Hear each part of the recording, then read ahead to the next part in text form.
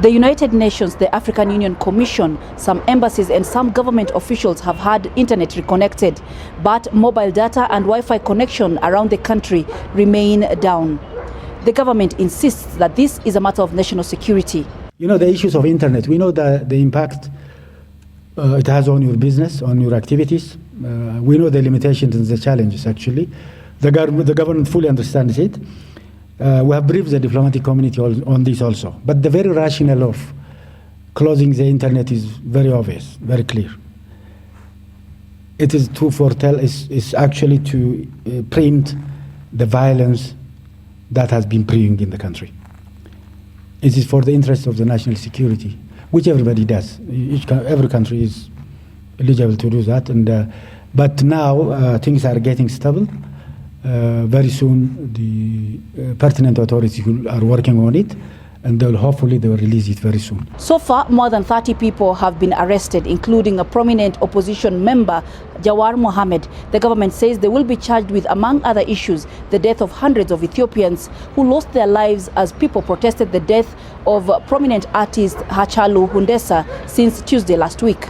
Ethiopia also says that it is hopeful that a diplomatic process being led by the African Union concerning the filling of the 6,000 megawatts dam that it has constructed on River Nile will go well.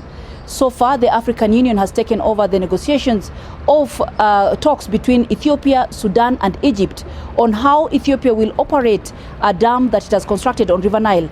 Egypt has been opposed to this, saying that any activity on River Nile will affect water flow downstream, and yet it depends 90% on this water.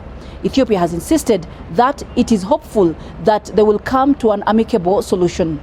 As far as the negotiation going on here, it has continued.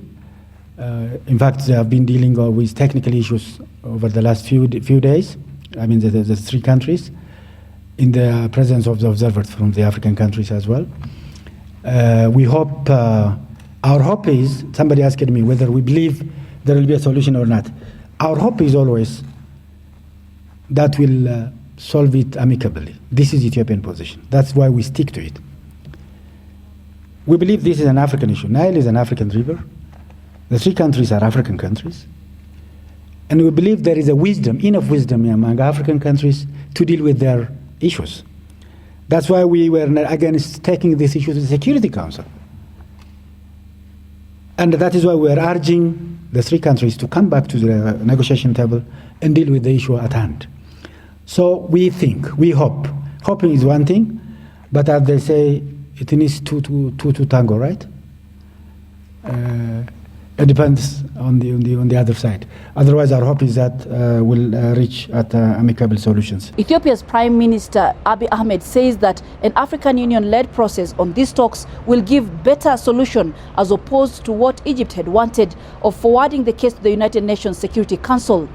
Currently, the Prime Minister says that he's working to ensure that rule of law is respected in the country and that soon the country will go back to normalcy. Coletta Njoi for SABC in Addis Ababa, Ethiopia.